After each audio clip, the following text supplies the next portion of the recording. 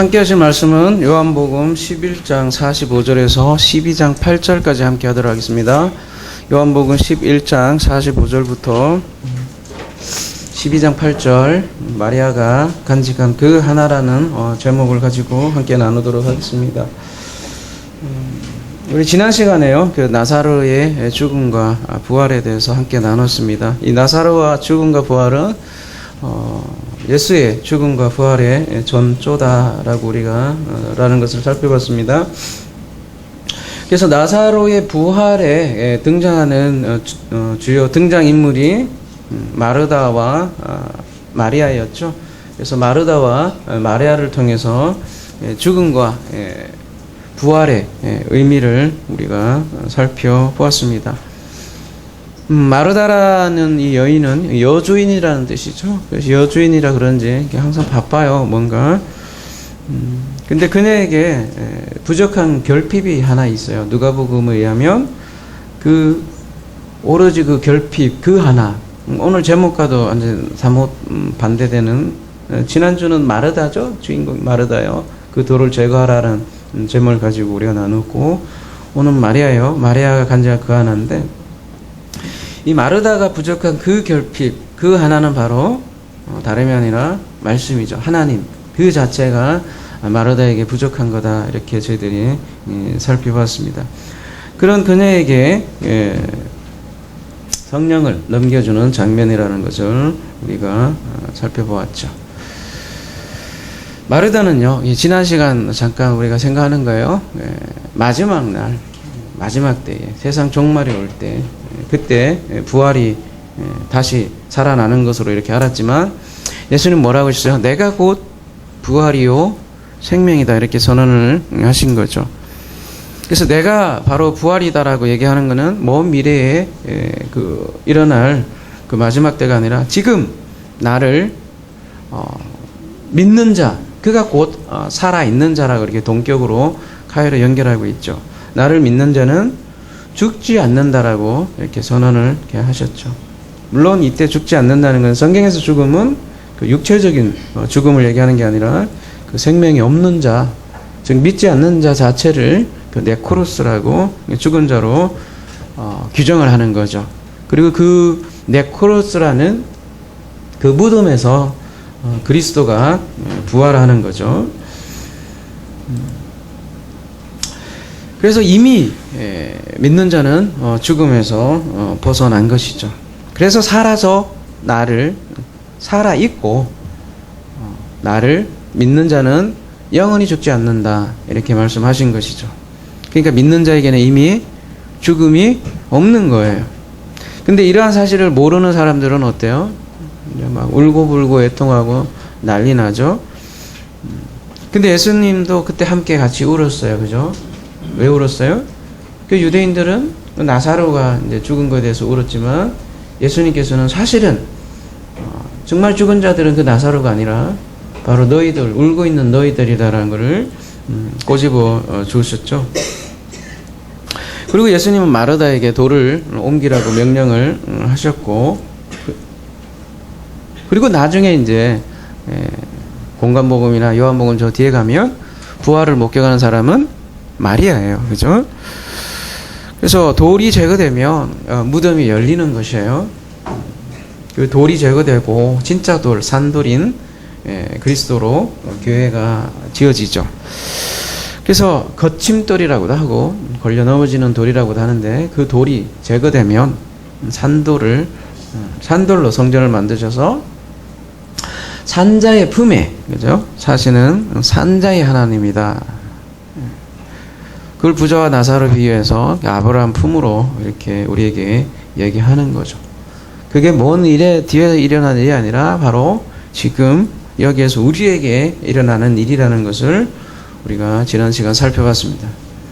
그래서 마르다라고 하지 않고 오늘 본문을 뭐로 시작하면 45절, 마리아에게서 와서 예수께서 하신 일을 본 많은 유대인이 그를 믿었다, 이렇게 얘기를 하고 있어요. 근데 46절에 그 중에 어떤 자는 바리새인들에게 가서 예수께서 하신 일을 알리니라, 이렇게 얘기를 하고 있네요. 표적이죠. 복음이기도 하고요. 근데 이 복음에는 항상 이 구원과 심판이 이렇게 갈라져요. 표적을 복음을 알지 못하면 이렇게 어떤 사람은 믿었다라고 나오는데 또 그에 반해 어떤 사람은 죽이려고 이제 하는 거죠. 죽이는 자와 살아나는 자가 이렇게 동시에 나타난다는 걸 우리가 볼 수 있습니다. 그래서 40절 이에 대제사장들과 바리새인들이 공회를 모으고 이르되 이 사람이 많은 표적을 행하니 우리가 어떻게 하겠느냐. 만일 그를 이대로 두면 모든 사람이 그를 믿을 것이요 그리고 로마인들이 와서 우리 땅과 민족을 빼앗아 가리라 하니. 뭐 왜 이런 말을 하겠어요? 당시에 이렇게 메시아 운동이라고 하죠. 메시아 운동이 종종 있었다고 합니다. 그래서 6월절만 되면 거짓 메시아가 나타나서 나타나는 거죠. 근데 그들 메시아가 주장하는 거는 주로 뭐냐면 로마를 압제해서 해방되는 자기가 바로 그 선지자라고 이렇게 얘기를 하면서 로마와 이렇게 항쟁하는 그 메시아들이 광야에서 활동하고 그랬습니다. 그러니까 그런 걸 보니까 당연히 로마에서 진압을 하고 그랬겠죠. 마찬가지로 이들은 지금 예수를 따르는 사람이 많아지면 로마가 진압할 거라고 지금 걱정을 하는 거죠. 근데 로마가 진압을 하면 이 지금 대제사장들과 바리새인들이에요. 이 사람들이 뭘 걱정을 하겠어요? 우리 땅과 민족을 빼앗아 가리라 이렇게 얘기를 했는데요. 원문에 보면 우리 소유의 땅을 우리 소유격이 이제 자기네 걸로 돼 있는 거예요. 그러니까 이 사람들의 이면에는 정말 그 땅과 그 민족을 염려해서 그렇게 한다는 것보다는 자기 소유의 그 땅, 그 성전과 자기 소유의 그 기득권을 그 자기 통치권 이런 것들이 침해될까봐 염려하는 거죠. 로마 총독에 의해서 이렇게 통치가 되고 자기들 권한은 뺏기면 자기네들은 그 지위를 잃는 거잖아요. 사실은 그런 것을 지금 뺏길까봐 사실은 염려하는 거죠. 그러니까 그 중에 49절 한 사람 그 해의 대제사장인 가야바가 그들에게 말하되 너희가 아무것도 알지 못하는도다. 한 사람이 백성을 위하여 죽어서 온 민족이 망하지 않게 되는 것이 너희에게 유익한 줄을 생각하지 아니하는도다 하였으니 이렇게 얘기를 하는데요. 유대교에서는 속죄제사라는 게 있죠. 제사장들이 드리는데 특별히 1년에 한 번은 대속죄일이라고 있죠.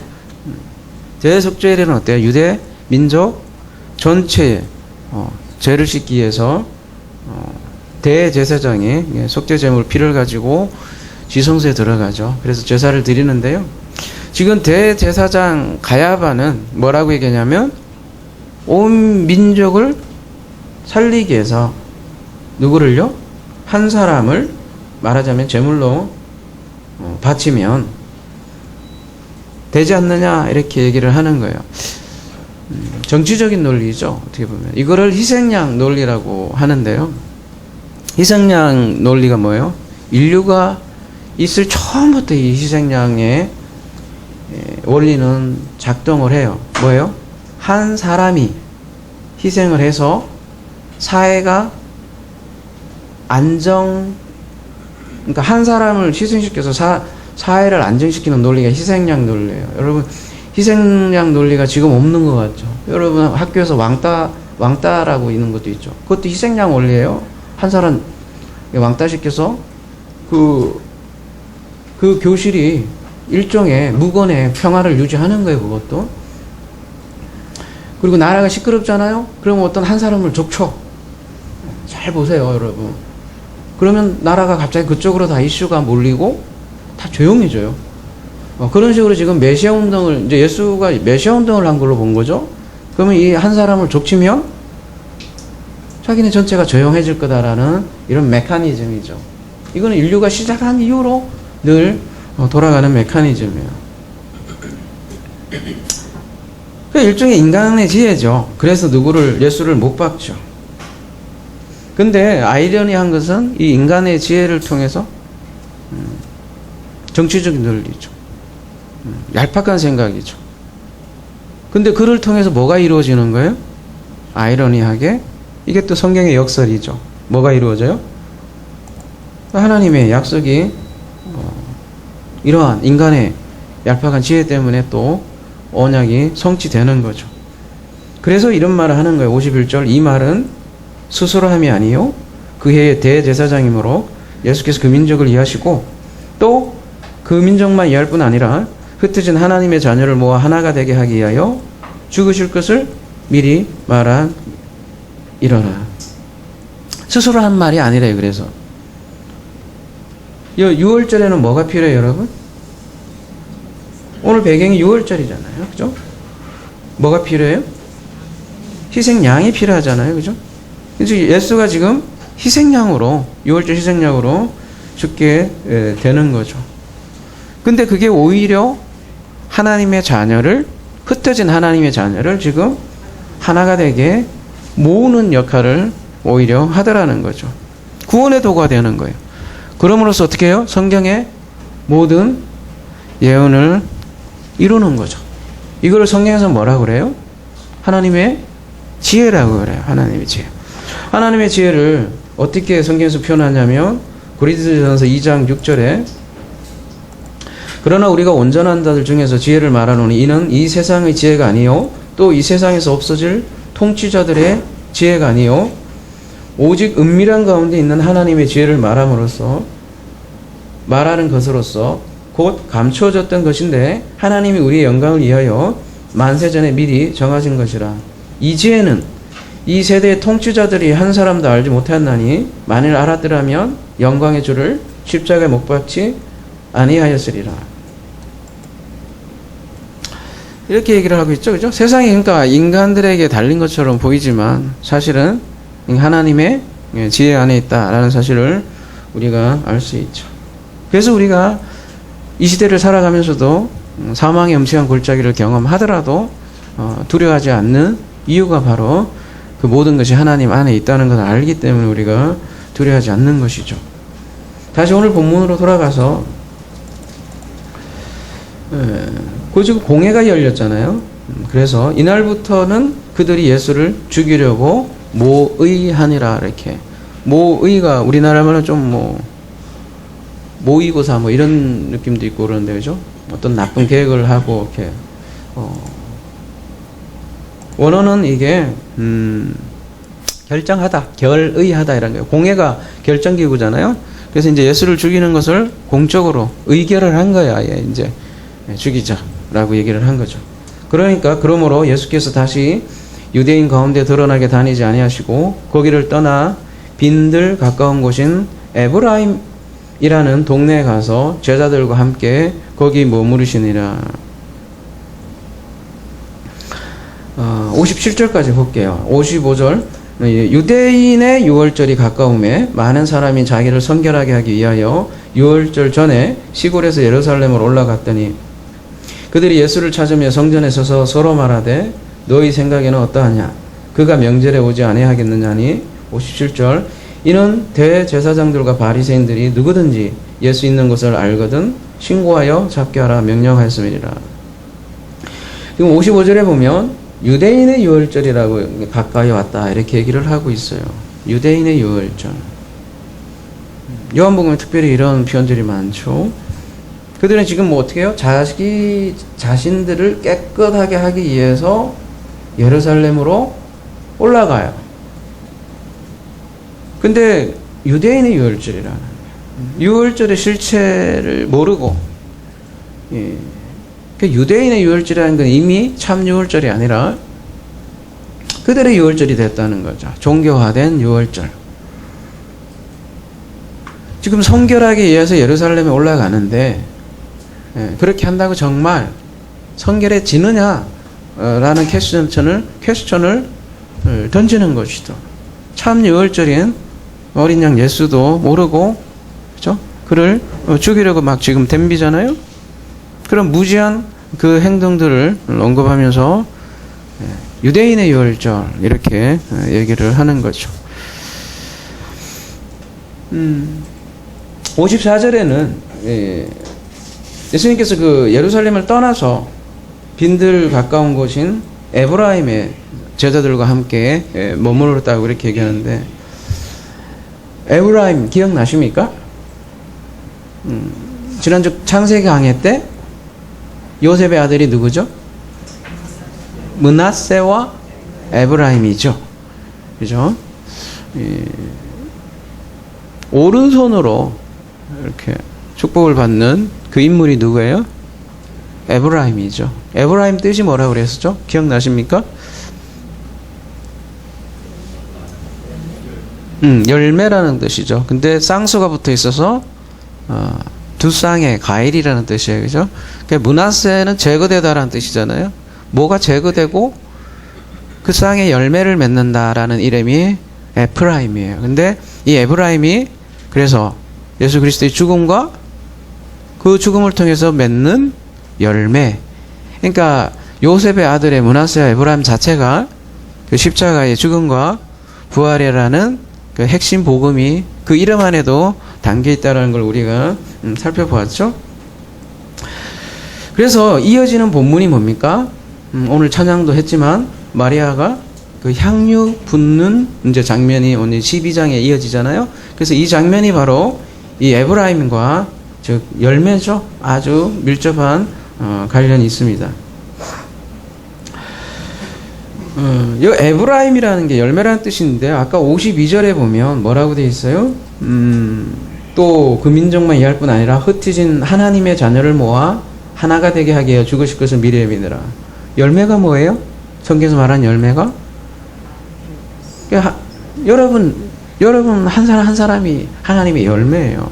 열매를 곳간에다 모으는 작업이 하나님 나라 만들어가는 그림이죠. 그러니까 하나님 자녀를 모으는 게 열매예요. 열매. 첫 열매 예수 그리스도와 쌍이 된 에프라임, 그 짝들이 열매라고요. 근데 그 성경에서 열매라는 거는 어떻게 맺어요?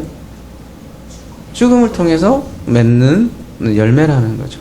그래서 므낫세와 에브라임의 복음이 담겨 있는 거고, 오늘 본문도 그렇다면 아주 이 에브라임과 밀접한 관련이 있을 거라는 거죠. 유명한 장면이죠. 한 여인이 이 향유를 붓는 그런 사건입니다. 300데나리온이나 되는 값비싼 그 향유 옥합을 깬 마리아. 이 본문의 메시지를 주로 어떻게 들어왔어요? 저는 그랬던 것 같아요. 비싼 향유를 깨듯이 우리도 막달라 마리아라고도 뭐 사실 나와 있지도 않은데, 하여튼 그 마리아가 비싸잖아요. 깨서 예수님께 부었듯이 우리도 어떻게 하자는 거예요? 적금 통장을 깨더라도 그렇게 들어왔잖아요, 여러분. 하늘 곳간에다 쌓자, 그죠? 주로 이렇게 예물, 그러니까 헌금에 아주 이 메시지 전하기 딱 좋은 그런 본문 아니겠습니까? 그래서 이제 그렇게 많이 받아들여 왔고, 그 헌금을 선동하는 아주 좋은 조제로 들었던 것 같아요. 근데 이 본문은 공관복음에 언급되어 있듯이 복음의 핵심이 담겨 있는 본문이에요. 근데 여러분, 복음의 핵심이 헌금 잘 내자일까요? 어처구니 없죠, 그죠? 마가복음 가볼게요. 14장 8절 가볼게요.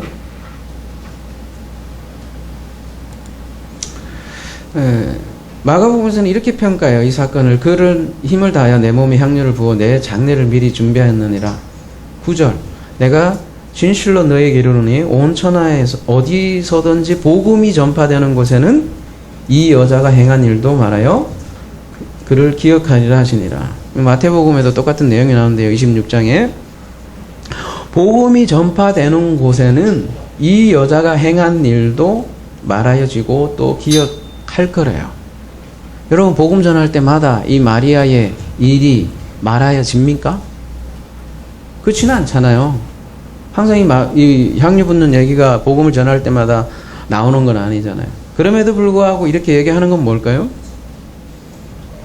이 향유 붓는 사건이 복음을 담고 있기 때문에 복음이 전파될 때마다 사실은 이 여자가 행한 일이 전해지는 것이라고 지금 얘기를 하는 거죠. 복음의 핵심이기 때문에.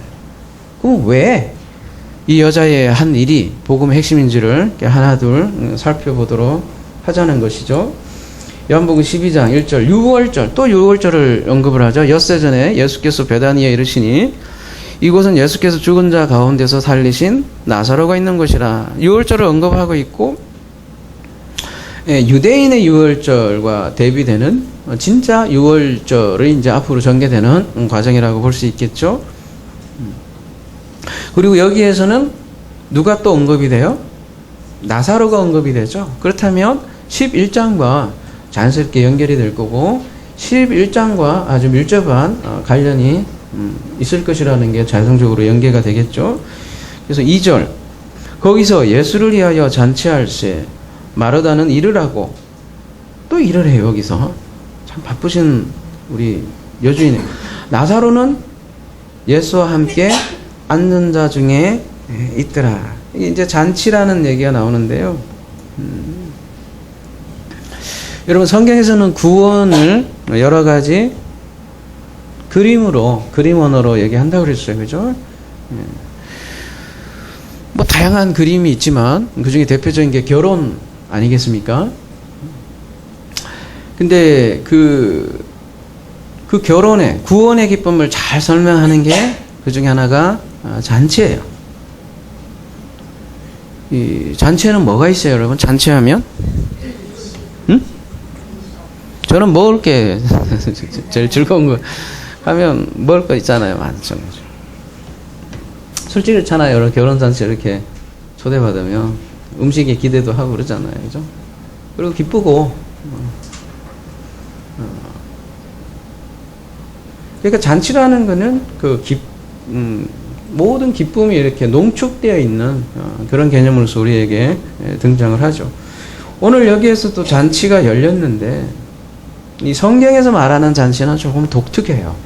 이 잔치에서 무슨 일이 일어나냐면 아까도 초두에 얘기했듯이 심판과 구원이 동시에 이 잔치에서 이루어진다는 얘기예요. 우리 이미 살펴봤지만 요한계시록 가봅시다. 요한계시록에는 잔치가 있는데 극명하게 이게 갈라지는 일들이 생겨요. 먼저 17절에 가볼게요. 또 내가 보니 한 천사가 태양 안에 서서 공중에 나는 모든 새를 향하여 큰 음성으로 외쳐 이르되 와서 하나님의 큰 잔치에 모여. 이 잔치가 오늘 그 데이프논하고 똑같은 그런 잔치예요. 근데 이 하나님의 큰 잔치에 모이는데 무슨 일이 일어나요?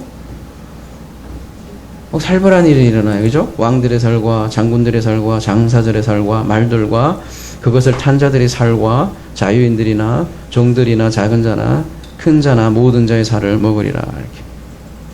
공관복음에서도 보면 혼인잔치에 보면 막 쫓겨나는 사람들도 있고 그죠? 여기에서는 사람을 뭐가 먹어요? 새가 먹어요. 새가 살을 먹는 거는 여러분 쫓아오면서 여러분 살을 먹더니까? 그렇지는 않죠. 죽으면 뜯어먹는 그 맹금류가 이 새로 등장을 하는 거죠. 그죠? 그래서 이 시체들을 네크로스라고 하는 거죠. 그래서 마태복음 24장에는 무슨 얘기가 나와요? 28절 가보면 죽음이 있는 곳에는 독수리들이 모일 것이니라 이렇게 얘기를 한다고요. 죽음이 뭐예요? 시체예요, 시체 이게. 시체에는 독수리들이 모인다 이런 얘기를 하시는데 이 지금 마태복음 24장 문맥이 뭐예요? 예루살렘 성전 파괴에 대한 예언이잖아요, 그죠? 이 예루살렘 성전에 독수리들이 모인대요. 그럼 이 독수리들은 누구를 비유하는 걸까요? 시체를 뜯어먹는데요. 누가? 독수리가. 누구를 비유하는 걸까요? 바로 바리새인들과 성전에서 봉사하는 진짜 하나님의 성전을 성전으로 만들지 못하고 강도의 굴열로 만들어서 시체를 뜯어먹고 사는 거짓 선지자 지금 독수리로 표현을 하고 있는 거죠. 이런 거짓 선지자들은 시체를 먹고 산다니까요. 배불리 먹고 살아 하죠. 근데 이게 이제 잔치로 19장에 등장하는데 요 바로 앞에 가보면 또 다른 똑같은 잔치인데 여기는 무슨 잔치냐면 천사가 내게 말하기를 기록하라. 어린 양의 혼인잔치에 청함을 받은 자들은 복이 있도다 하고 또 내게 말하되 이건 뭐 수십 번 얘기했죠 우리 그죠? 이들은 그죠? 물건이 아니라고요. 이들은 뭐예요? 하나님의 진리의 말씀들이다 이렇게 얘기합니다. 복수로 그죠? 그러니까 이들은 사람이에요 그죠? 그러니까 혼인잔치에 청함을 받은 자들은 말씀들이다 이렇게 얘기를 하고 있잖아요. 아까는 시체들이다 이렇게 얘기를 하고 있고 시체들에는 뭐가 모여요? 독수리들이 모이고 말씀들에는 누가 모여요? 네? 말씀들에는 말씀과 함께 사는 거죠 그죠? 그러니까 시체와 지금 말씀으로 극렬하게 이렇게 갈라지죠. 이게 잔치 때 일어나는 일들이라는 거죠. 그거를 알곡과 가라지로 이렇게 얘기하기도 하고요. 그죠? 오늘 본문도 잔치가 열렸는데, 잔치 열렸는데, 앞뒤에 그 본문의 배경이 뭐예요? 주로? 어떤 배경에서 지금 잔치가 열려요? 앞에 내용 보면 계속해서 예수를 죽이려고 아주 그냥 작당을 하잖아요. 계속 예수를 죽이려고. 그 38년대 병자 때부터 이미 눈이 시뻘게 갖고, 그죠? 계속 그 배경 속에 지금 잔치가 벌어지는 거라고요. 근데 그 중에 한 사람, 나사로는 예수와 함께 앉았다. 이렇게 얘기를 하고 있어요. 물론 뭐 같이 음식 먹으려고 앉아 있겠죠. 왜 이런 표현을 하겠어요? 잔치에는 구원이 일어나는 장면이 있고 동시에 또 심판의 장면이 일어날 거라는 거죠. 우선 나사로는 여러분 에베소서 2장 5절로 가볼게요. 허물로 죽은 우리를 그리스도와 함께 살리셨고 또 함께 일으키시사. 다 과거예요. 이게 일으킨다는 게 부활 개념이에요. 그리스도 예수 안에서 함께 하늘에 앉혔다. 과거형이라고요. 자, 죽는 것도 그리스도와 함께 죽었고, 그리스도와 함께 살랐고, 그리스도와 함께 부활했고, 그리스도와 함께 하늘에 앉혔다. 이렇게 에베소서는 얘기를 한다고요. 그러니까 지금 나사로가 지금 부활의 삶을 사는 장면을 예수하고 함께 앉았다. 이렇게 얘기를 하는 거라고요. 근데 그 배경이 지금 주위 환경은 그렇게 녹록지 않다는 거예요. 주위 환경은 뭐냐면 유대인들이 예수를 계속 죽이려고 하는 가운데 지금 잔치가 베풀어진 거죠. 말하자면 원수의 목전에서 잔치가 베풀어진 거예요. 말하자면 사망한 음침한 골짜기에서 지금 식탁이 베풀어진 거라고요. 어디가 생각나요, 여러분? 그렇죠. 시편 23편이 당연히 생각나실 거예요. 그죠? 왜? 제가 그렇게 유도해서. 여호와는 나의 목자시니 내게 부족함이 없으리로다. 그가 나를 풀밭에 누이시며 실만한 물가로 인도하시도다. 내 영혼을 소생시키시고 자기 이름을 위하여 의의 길로 인도하시는도다. 내가 사망의 음침한 골짜기를 다닐지라도 해를 두려워하지 않을 것은 주께서 나와 함께 하심이라. 주의 지팡이와 막대기가 나를 안위하시나이다. 주께서 내 원수의 목전에 내게 상을 차려주시고, 그 상을 차리는데 식탁이에요. 이 식탁을 차리는데 원수의 목전에서 차려요. 하필이면 성경이 참 이게 오묘해요. 그죠? 그리고 뭐를 해요? 기름을 내 머리에 부으셨어요. 거기에다가 기름을 붓는 장면이 등장을 하는데 오늘 어때요? 요한복음 12장 내용과 똑같은 거죠. 그러니까 오늘 요한복음 12장은 시편 23편의 성취이기도 하죠.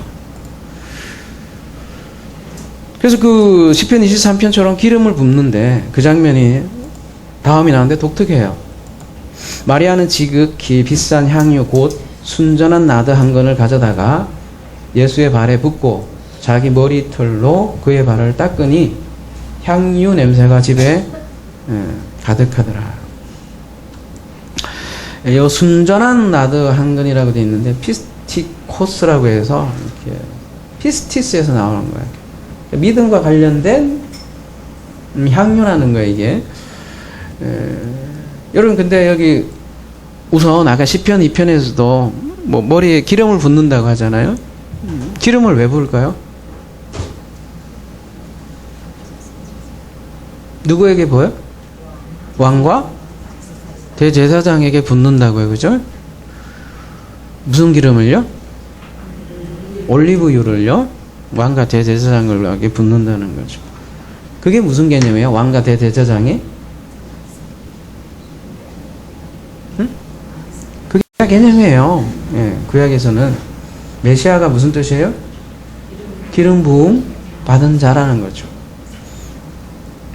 그러니까 구약의 왕과 대제사장은 예수 그리스도를 담고 있기 때문에 그러한 뭐죠? 의식으로 행해진 거죠. 근데 오늘 본문에서 부은 기름은 뭐예요? 올리브유입니까? 아니면 뭐입니까? 향유라고 되어 있죠. 향유가 뭐예요? 올리브유가 아니고 향유를 부었어요, 지금. 향유. 향유가 뭐예요? 몰약? 그래요, 몰약이든 하여튼 미론이라고 되어 있는데 뭐에 쓰이는 기름이에요? 시체에다가 붓는 기름이에요. 근데 아까 보세요. 왕과 대제사장에는 올리브유를 붓는데 지금 향유를 붓는다는 것은 무슨 의미예요, 이게? 다른 거죠. 우리가 뭐 늘 유대인들이 기대하는 거는 그 다윗과 같은 그 메시아를 기다리고 있는데 예수님은 계속해서 자기를 뭐래요? 인자 이렇게 얘기하잖아요. 인자로서 메시아, 죽음이죠. 죽는 그리스도를 지금 죽는 메시아를 그리는 거죠. 그래서 이 향유를 붓는 거예요. 그리고 이 죽음과 관련이 있다는 건 더 분명하게 보여주는 게 뭐냐면 머리에 기름을 부어야 되는데 여기는 발에다가 붓는데요. 뭐 어떤 분은 머리에서 이렇게 흘러서 발까지 내려갔다 이렇게 얘기를 하시지만 아무튼 발에 붓는다고 이렇게 표현이 되어 있는데 왜 발에다 기름을 부었을까요? 그리고 지저분한 머리털로 그의 발을 닦았는데 짧은 머리는 안 되겠네. 커트 머리는 이게 머리가 굉장히 길었던 모양이죠. 그 머리털로 그의 발을 닦았대요. 왜 이런 짓을 했을까요? 일단 성경에서 여러분 머리라는 거는 뭐를 좀 뜻할까요? 머리. 고린도전서 11장 15절에 보면 그 여자의 머리에 대해서 얘기를 하는데 만일 여자가 긴 머리가 있으면 자기에게 영광이 되나니 긴 머리는 가리는 것을 대신하여 주셨기 때문이라 이렇게 얘기하는데 여자에게 있어서 긴 머리는 영광이래요. 그에 비해 발은 어때요? 발은? 이 중동 지역에 살다가 오신 분도 계신데 지금도 그렇지 뭐. 지금도 솔직히 발에 저기 냄새 안 나시는 분 있나? 없지. 그죠? 하루 종일 공기 안 통하고 그러면. 발은 인체에서 어떻게 보면 먼지 다 쌓이고 그런 옛날에 샌들 비슷한 거 신고 다녔을 거 아니에요? 그죠? 가장 더러운 부분이죠. 어떻게 보면. 그러면 그 발을 누가 닦아줘요? 원래는? 종이. 예. 발을 닦아주는 거라고요. 근데 지금 마리아는 어때요? 지금 가장 영광스러운 부분인 머리로 가장 지금 더러운 발을 닦고 있는 모습이라는 거죠. 그 중동 지방에서요. 그 여자가 머리를 푼다는 건 무슨 뜻을 뭘 뜻할까요, 여러분? 저녁이지? 뭘 이렇게 따.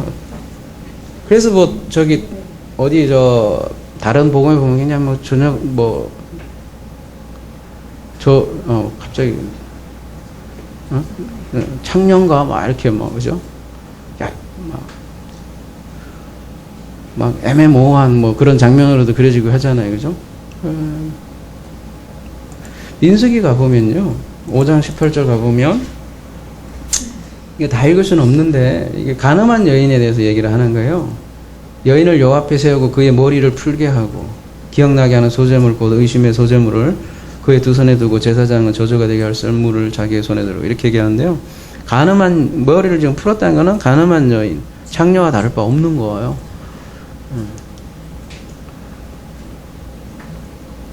여러분은 뭐 히잡도 안 쓰고 그렇게 참 나잖아요. 예전에는 우리도 조선시대 그랬잖아요.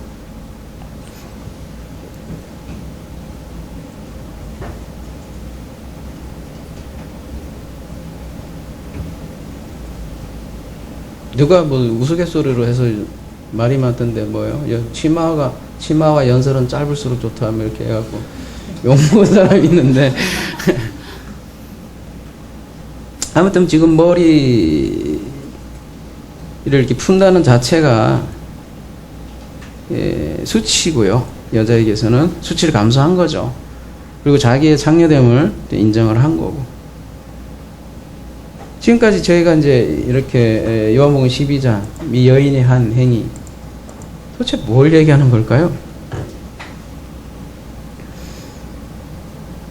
다른 복음서에 보면 더 분명한 다 같이 연결해서 메시지를 우리에게 주는데요. 예수께서 베다니 나병 환자 시몬의 집에서 식사하실 때에 한 여자가 매우 값진 향유 곧 순전한 나다 한 옥합을 가지고 와서 그 옥합을 깨뜨려 예수의 머리에 보니라. 좀 다르죠? 요한복음하고. 그리고 여러분은 다르다 그러면 어떻게 생각을 해요? 이게 다른 사건인가? 예를 들면 혹은 같은 사건인데 그거 봐라, 여기서는 이렇게 얘기하고 저기서는 저렇게 얘기하고 성경은 어때? 순 엉터리야 이렇게 얘기하는 사람들도 있다니까요. 여기는 머리에 붙는데 또 발에 또 뭐가 진짜야 막 이렇게 얘기하는데 참 초등 질문이에요. 그거는 그죠? 그 각 저자가 하고 싶은 말이 있기 때문에 그런 거란 말이에요. 근데 어쨌든 이 마가복음 14장에서는 다 옥합을 깨뜨렸다라는 이런 표현을 굉장히 강조를 하고 있어요. 옥합을 깨뜨린다는 게 뭐예요? 여기 커피가 있지만 이 커피를 마시려면 어떻게 해야 돼요? 얘를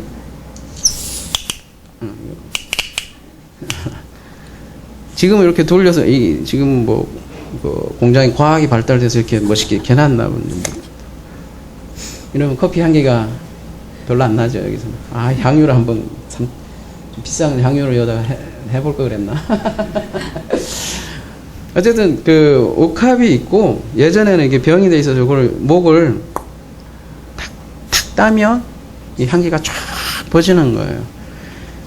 그래서 옥합을 깨면 이게 팍 깨져갖고 이거 왕창 한 방에 뭐 이렇게 다 이렇게 바를 것 같이 생각하지만 그게 아니라 머리를 따는 거예요. 머리를 이렇게 톡 따면 이렇게 고르게 이렇게 붙는 거라는 거죠. 그러니까 이 목을 깨뜨리는 거예요. 병을 목을 그 자체가 뭘 뜻하겠어요? 그러니까 이 옥합이라는 자체가 옥합을 깬다는 자체가 머리 날라가는 거예요. 쉽게 얘기해서 죽음요. 이게 옥합을 깨는 것 자체가 자기 죽음, 뭐 다른 말로 자기 십자가, 뭐 자기 부인 이렇게 얘기할 수 있겠죠. 그러니까 여러분 본문을 대체로 두 가지로 이해하는 것 같아요. 첫 번째는 열심히 헌금하자. 두 번째는 예수의 장례를 준비했다. 이 정도로만 대부분 아는 것 같은데 오늘 본문은 뭐를 얘기하냐면 마리아의 죽음을 얘기를 하는 거라고요. 마리아의 죽음을 담은 거라고요. 그래서 이게 왜 우리가 그러잖아요. 예수님이 나를 위해서 대신하여 죽었습니다. 고백하면서 흐느끼며 울잖아요. 많은 사람들이. 그걸 이제 대속이라고 이해를 하지만 거기는 뭐가 없어요, 여러분? 자기 죽음이 없다는 말이에요. 분명히 마태복음에서도 마가복음에서 자기 십자가를 지고 나를 따라오라 그렇게 얘기를 하잖아요. 그걸 이끌기 위해서 십자가가 있는 거라는 거죠. 근데 예수님이 나를 위해서 죽어줬어. 나는 뭐야? 그냥 흐느끼 우는 거야, 그냥. 그리고.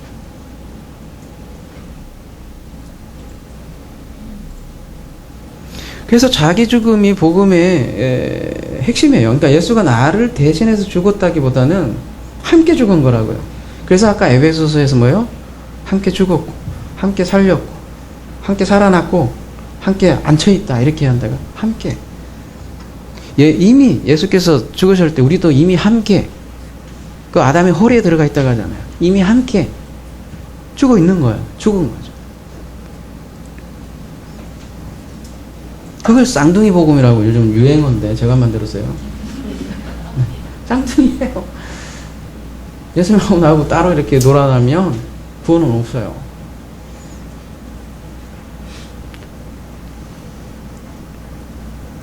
그 발에다가 이렇게 붙는다고 하잖아요. 로마서에서 보면 재밌는 표현을 하고 있어요. 뭐라고 하냐면 로마서 10장 15절에 보면 보내심을 받지 아니하였으면 어찌 전파하리요 기록된 바 아름답도다 좋은 소식을 전하는 자들의 발이여 함과 같으니 이렇게 얘기하잖아요. 성도를 발로 표현하는데 그것도 아름다운 소식을 전하는 발로 이렇게 표현한다고요. 발은 지 혼자 다닐 수 있어요, 여러분? 응? 혼자 다니나? 머리가 시켜서 돌아다니는 거예요. 그죠? 머리가 부정돼서 그 머리로 복음에 전하는 발이 된다고. 더럽혀져 있는 그 발, 씻기져서 그 발로 사용하는 거라고. 오늘 12장에 발 씻기는 장면 나오죠? 근데 13장에 가면 또 누가요? 예수님이 발 씻는 장면 나온단 말이에요. 우리 여러분 수련회 가면 단골 메뉴 있잖아. 세족식. 그죠? 그거 왜 하는지도 모르고 그냥 씻는 거야. 그죠?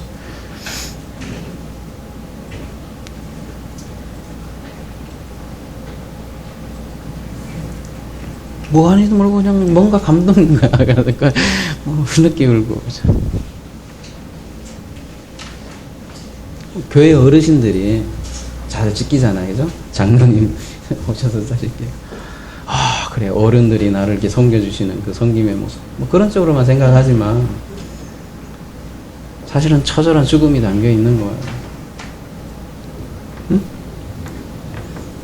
여러분은 혹시 어디 가서 세족식 할 일이 있으면, 지금도 꼭 메시지를 좀 전해주고 뭐 하든지 해요.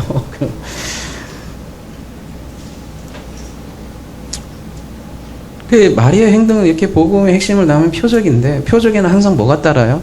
요한복음에 보면 오해가 따르죠, 그죠?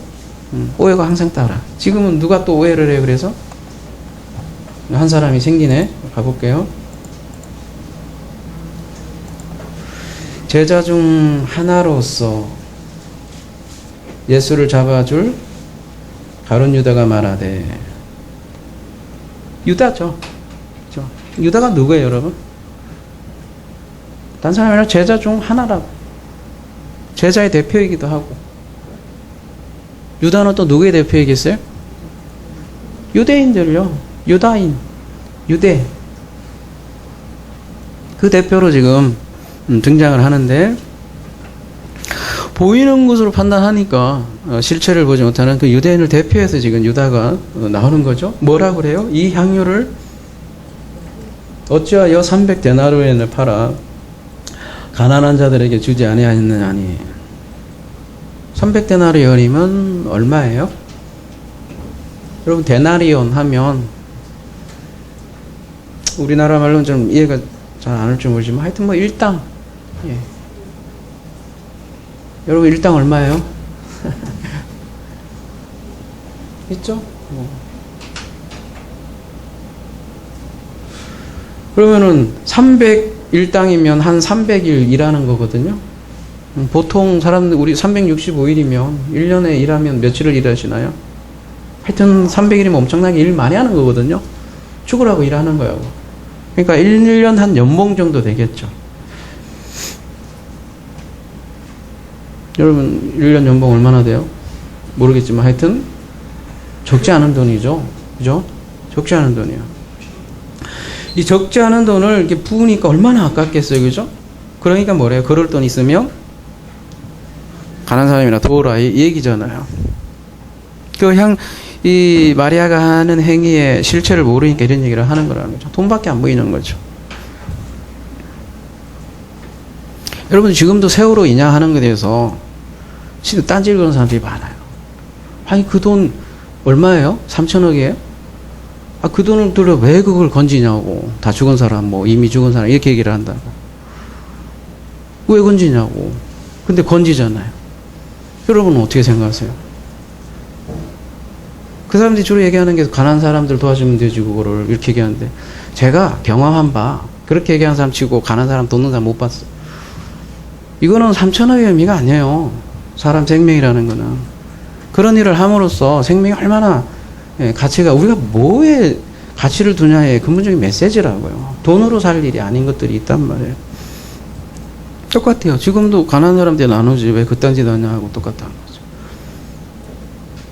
지금 마리아가 사용한 향유는 300데나리온이라고 돼 있는데 돈으로 매길 수 없는 그 이상의 보화의 역할을 하고 있단 말이에요. 오늘 제목이 마리아가 간직한 그 하나라고 돼 있는데요. 이 보화가 뭘까요? 이 보화 얘기 나오니까 이제 6절에 보면 이렇게 말하면 가난한 자들을 생각하며 아니요. 그는 도둑이라 돈깨를 맞고 거기 넣는 것을 훔쳐감이라. 솔직한 얘기로 제자들이 뭐 돈 얼마나 있었겠어요. 그죠? 몇 명이서 돌아다니면서 훔치면 또 얼마나 훔치겠고 돈도 없었잖아요.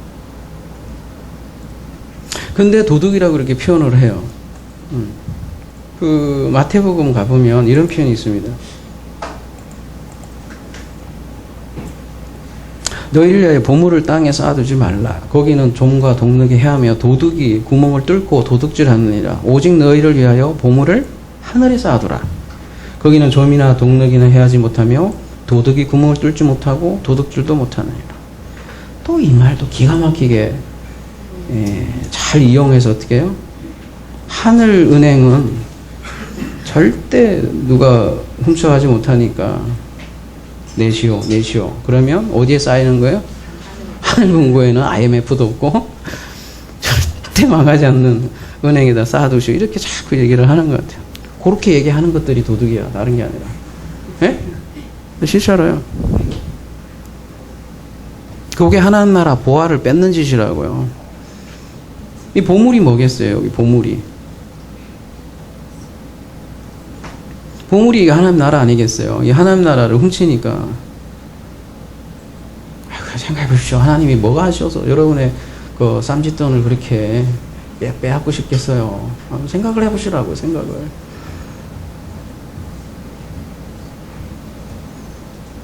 아쉬운 건 저밖에 없어요. 하나님은 아쉽지 않아요.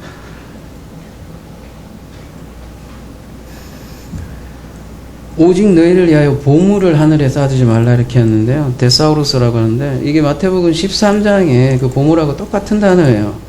뭐라고 우리 많이 다뤘지만 천국 비유. 보화가 천국이에요. 마치 밭에 감추인 보화와 같대. 밭에 감춰 있다는 건 감춰져 있다. 그러니까 아까 하늘에 쌓아두라는 것도 감춰져 있다는 거예요. 마리아는 말하자면 자기 소유를 다 팔아서 지금 보화를 산 거예요. 그 보화는 뭘까요 도대체? 감춰진 보화. 하나님은 돈을 받지 않는데요. 그래요. 좋다 이거예요. 그럼 뭘 받는다는 얘기야 도대체? 뭘 받을까요? 그런 얘기 많잖아요. 성경에 보면 말라기도 그렇고 이사야서가 보면 지겹대. 오늘 마리아가 옥합을 깨니까 집안에 뭐가 가득하대요? 향기가 가득하더래요. 물론 향유의 냄새겠죠.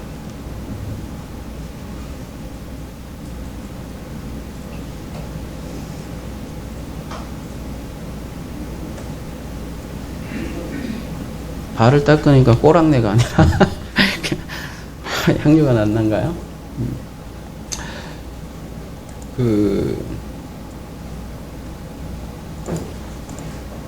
고린도후서 2장 14절 가볼게요. 항상 우리를 그리스도 안에서 이기게 하시고 우리로 말미암아 각지에서 그리스도를 아는 냄새를 나타내시는 하나님께 감사하노라. 이런 말씀도 있고요. 우리는 구원받은 자에게나 망하는 자들에게나 하나님 앞에서 그리스도의 향기니, 이 사람에게서는 사망으로부터 사망에 이르는 냄새요, 저 사람에게는 생명으로부터 생명에 이르는 냄새라. 누가 이를 감당하리요? 우리를 그리스도의 향기라, 이렇게 얘기를 하고 있고요. 에베소서 5장 2절 그리스도께서 너희를 사랑하신 것 같이 너희도 사랑 가운데 행하라. 그는 우리를 위하여 자신을 버리사 향기로운 제물과 희생 제물로 하나님께 드리셨느니라. 빌립보서 4장 18절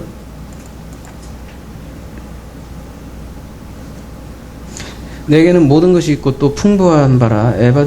에바브로디도 편에 너희가 준 것을 받음으로 내가 풍족하니 이는 받으실 만한 향기로운 제물이요. 이렇게 얘기를 하고 있어요. 그러면 향기로운 제물은 뭐란 얘기예요, 그러면?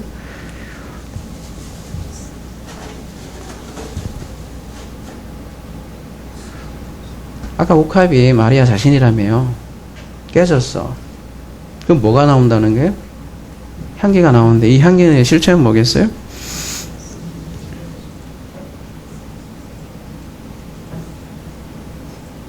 네? 여러분 구약에 보면 여호와께서 그 향기를 받으셨다 하는 표현이 많이 나오죠. 노아가 번제를 드리니까 그 향기를 받으셨다 이렇게 얘기를 하잖아요. 그리고 성경에 그 향기라는 걸 한번 쭉 찾아보세요. 보면 대부분은 뭐 번제 드리는 향기. 번제라는 게 뭐예요?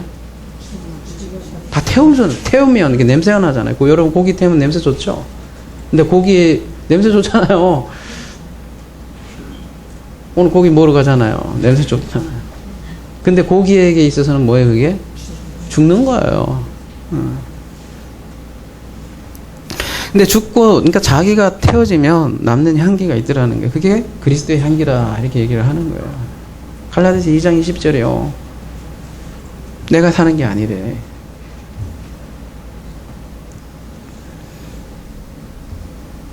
시체 냄새는 독수리가 좋아하는데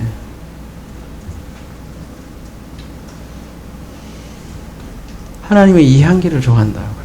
뭐요? 그리스도의 향기. 근데 그 그리스도의 향기가 어떻게 얘기를 하냐면 로마서 12장 1절 그러므로 형제들아 내가 모든 자비하심으로 너희를 권하는 너희 몸을 하나님 기뻐하시는 거룩한 산 제물로 드리라. 이는 너희가 드릴 영적 예배니라. 이렇게 했어요. 그러니까 그리스도와 연합된, 그러니까 그리스도와 하나 된, 다른 말로 성도가 뭐라는 거예요? 거룩한 산 제물이다 라는 거죠. 이 마리아도 지금 향기로운 제물이 된 거예요, 마리아가. 그러니까 마리아 편 들잖아요. 그죠? 세상 사람도 이해할 수 없지. 예수께서 이르시되 그를 가만히 두어 나의 장래할 날을 위하여 그것을 간직하게 하라. 오늘 제목을 이렇게 잡은 이유가 바로 12장 7절 때문인데요. 오늘은 원어 하나도 안 봤는데 원어 하나도 안 봐도 되죠? 여러분 그죠? 언젠간 그날이 있기를 소원하며 이거 안 봐도 그냥 줄줄 그냥 자동되면 얼마나 좋아요, 그죠? 굳이 뭐 이런 원어 봐야 돼.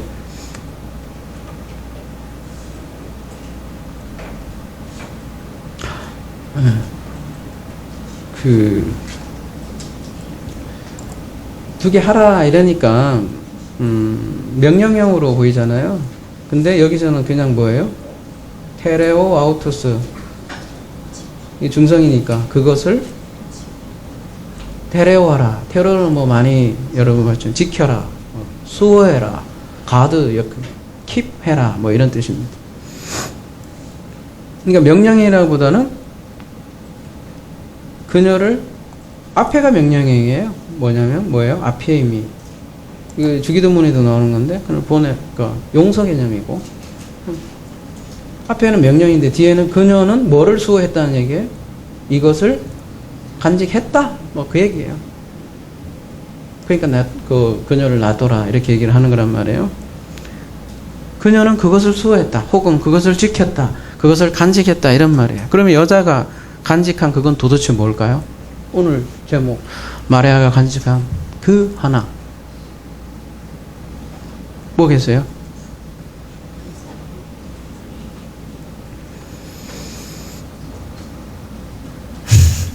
여러분이 속에서 막 맴드는데 다 그게 정답이에요. 이따가 우리 좀 논의 좀 해봅시다. 아까 제가 밴드에다 올려놨는데 그 속에 있는 것들을 좀 이렇게 자연스럽게 나누는 것도 좋을 것 같아요. 그죠? 아까 마가복음에 의하면 이 복음이 전해질 때마다 이 여자가 기억되리라 했단 말이에요. 그러니까 이 여자가 간직한 그 자체, 그게 그 복음 그 자체예요. 이 여자는 그 복음을 잘 지켰다, 테레였다. 하나님 말씀 지키라 하잖아요. 바로 이거란 말이에요. 그러니까 복음이 전해질 때마다 이 여자가 기억되는 거라고요. 그렇죠? 복음이 전해질 때마다 그녀가 깬 옥합에서 나온 향기, 그 그리스도의 향기가 가득하겠죠. 그죠? 마지막으로 12장 8절 가난한 자들은 항상 너희와 함께 있거니와 나는 항상 있지 아니하느니라. 언제는 뭐 항상 같이 있는다며요. 근데 여기는 왜 항상 있지 않는데요? 무슨 얘기겠어요? 육체적으로는 죽는다라는 죽음을 얘기하는 거겠죠. 문맥으로 보면 되죠. 근데 가난한 자들은 항상 있다고 그래요. 여러분 물질적으로 가난한 사람들은 세상 사람들도 도와줄 수 있어요. 얼마든지. 근데 절대적으로 가난한 사람은 누구겠어요? 이사야 61장 1절에 보면 주 여호와의 영이 내게 내리셨으니 이는 여호와께서 내게, 여기도 마찬가지 기름 붓는 얘기가 나와요. 내게 기름을 부으사 뭘 하래요? 가난한 자에게 아름다운 소식을 전해하려고. 이 가난한 자는 뭐겠어요 그러면? 마음이 상한 자, 포로된 자, 갇힌 자, 다 같은 내용이잖아요. 그죠? 이 사람들이 가난한 사람들이겠죠. 그렇다고 뭐 물질적으로 가난한 사람 돕지 말라 그런 얘기가 아니라고. 뭐 해도 된다 그런 얘기가 아니라 편한 대로 하세요.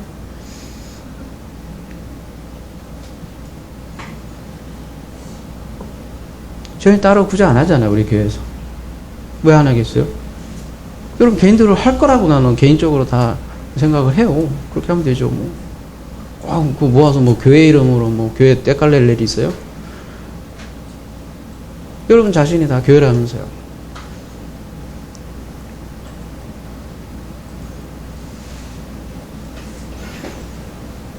지금 그리스도 마리아가 누구예요?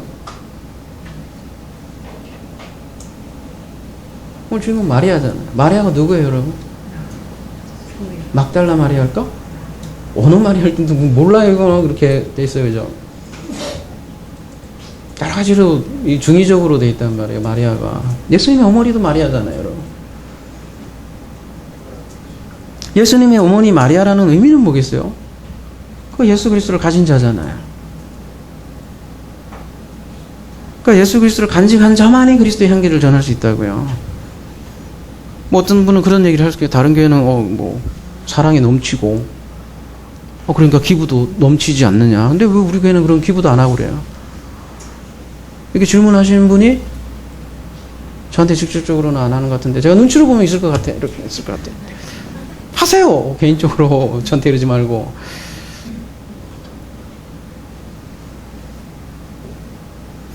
사도 바울이요. 내가 내게 있는 모든 것으로 구제하고 내 몸을 불사르게 내주더라도 사랑이 없으면 내게 아무 유익이 없다. 이렇게 얘기하는데 왜 그런 얘기를 할까요? 그 몸을 불살하고 구제해주는 게 사랑이 아닐까요? 아니니까 이런 얘기 할 거 아니에요. 그거 세상 사람도 할 수 있다고요. 그러니까 오늘 제목처럼 마리아가 테레오한 그것, 그 한 가지 빠지면 아무것도 아니라는 얘기예요. 이 하나가 없으면 모든 건 마르다의 일일 뿐이라는 거예요. 그냥 바빠요. 지금도 그렇잖아요. 잔치에서 보면 여전히 일을 하고 있어요. 마르다는. 우리의 마르다님은. 근데 마리아는 뭘 하고 있어요? 죽잖아요. 그거랑 누가복음하고 메시지가 도대체 뭐가 틀리냐고요. 똑같죠. 발치에 앉아서 말씀 듣고 있고, 마르다는 항상 주방일 봉사를 하고 있고, 오늘날로 얘기하면 그죠? 아, 세월호 사건 있어 나가서 같이 싸워주고, 나 멋있어 보면 정의사재단 뭐 멋있잖아. 왜 우리 교회는 이러고 있어? 멋있잖아요. 교회에서 옆에 그죠? 주민봉사장 가갖고 다 구제해주면 얼마나 멋있겠어. 하나사람 교회. 와. 아, 세상적으로 볼 때는 멋있잖아요.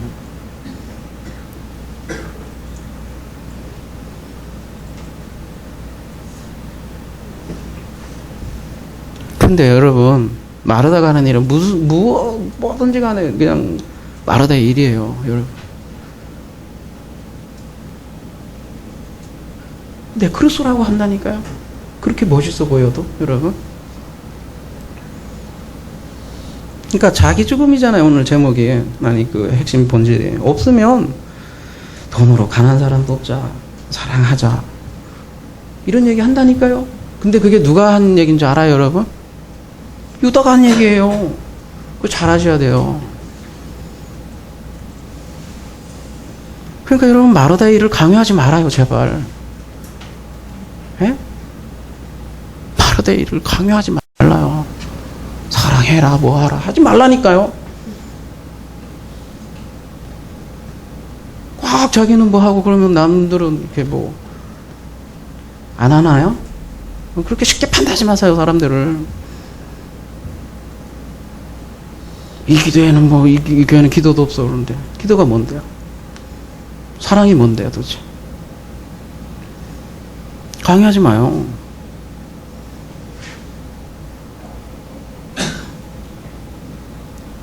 그걸 강요하다 보면 옆길로 새게 돼 있어요. 반드시 새게 돼 있어요. 마리아의 간직한 그 하나 안 가지고 있고요. 그쪽으로 가게 되면 반드시 교회는 변질되게 돼 있어요. 그래서 오히려 안 하는 부분도 있다고요.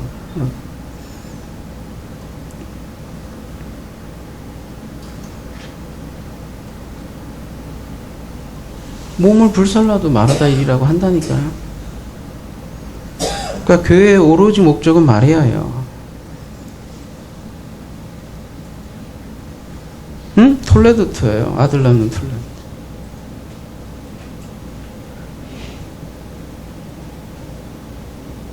네? 걔는 걔예요. 마리아는 무슨 일을 해도 선해요. 그래서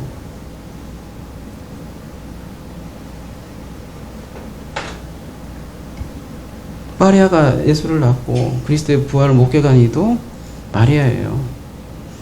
그럼 오늘 본문 주인공이 왜 마르다가 아니고 마리아 이제 깊이 한번 생각해 보자고요. 마리아가 간직한 그 하나, 그것은 거꾸로 마르다가 결핍한 그 하나하고 똑같다고요.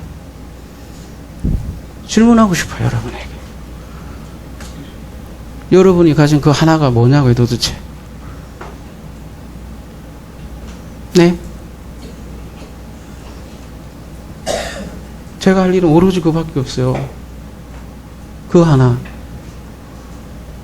유지하면 난 모든 것 오케이. 여러분 무슨 짓을 해도 오케이. 그러나 그 하나는 양보 못하겠다는 거예요.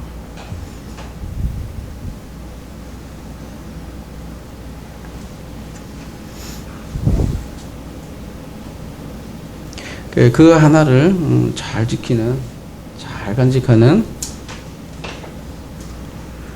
참 멋있잖아요. 그 하나를 사랑하는 각자 한 사람 한 사람이 교회가 되기를 예수 그리스도의 이름으로 기도합니다.